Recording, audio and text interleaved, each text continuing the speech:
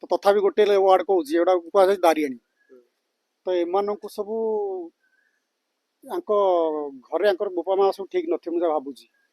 କାହିଁକି ନା ଯେତିକି ଆପଣ ଜାଣିଥିବେ ମୁଁ ବି ଜାଣିଛି ତା ବିଷୟରେ ଡିଟେଲ୍ସ ଜାଣିଛି ଯେ ସେ ଯେଉଁ ପିଲା ସିଏ ଗୋଟେ ଟୋକାକୁ ଭଲ ପାଉଥିଲା ଆସିକି 10 ବର୍ଷ ହେଲାଣି।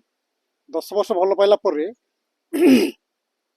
ବାହାଘର ଠିକ୍ ହେଲା, ନିର୍ବନ୍ଧ ହେଲା। ଏମିତିକି ସେ ପୁଅ ଘର ବହୁତ ପଇସା 4-5 ଲକ୍ଷ ଖର୍ଚ୍ଚ କରିଛନ୍ତି, ମାନେ ସବୁ ମାନେ ଆଡ଼ଭାନ୍ସ ଫାଡ଼ଭାନ୍ସ ସବୁ କରିଦେଇଛନ୍ତି। ତାକୁ ସୁନାର ହାର ବି ଗୋଟେ ଦେଇଛନ୍ତି। ଠିକ୍ ଅଛି, ଏତେ ସବୁ କଲା ପରେ ଭଲ ପାଉଥିଲା 10 ବର୍ଷ ହେଲାଣି, ତା ଭିତରେ କୋଉଠି ଜିମ୍ ଯାଉଥିଲା, କୋଉଠି ସେ ଜିମ୍ ଛୁଆକୁ ଗୋଟା କୋଉଠି ଟୋକା ଗୋଟା ପଟେଇ ତା ସାଙ୍ଗରେ ଜିମ୍ ରେ, ହଁ ସେ ଦେଖିଛି ବଡି ବିଲ୍ଡର ହେଇ ଗୋଟା ଇଏ ହେଇଥିବ, ହଁ ହାତୀକିଆ ହେଇଥିବ। ସିଏ ତାକୁ ଦେଖି ତାର ପୁଣି ସେ ଟୋକା ବାହା ହେଇଛି, ତାର 2ଟା ଛୁଆ ଅଛି। ହଁ 2ଟା ଛୁଆ ତା ସାଙ୍ଗରେ ଅଣ୍ଡା ଖଚଡି ତା ସାଙ୍ଗରେ ଫେରାର।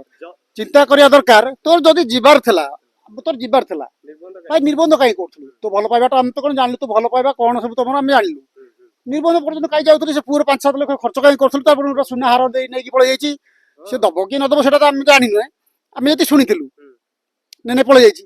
ଏଗୁଡ଼ା ସବୁ ଠିକ୍? ତାଙ୍କ ଘରେ ଗୋଟେ କହିବା କଥା ନା ସେଗୁଡ଼ା। ତ ଘରେ ଆଟଲିଷ୍ଟ ତୁ ନିଜେ କହିବା କଥା ଏଟା ନାଇଁ କି ନାଇଁ ମୁଁ ସେଠି ବାହା ହେବିନି, କି ମୋର ମୁଁ ସେଠି ବାହା ହେବିନି।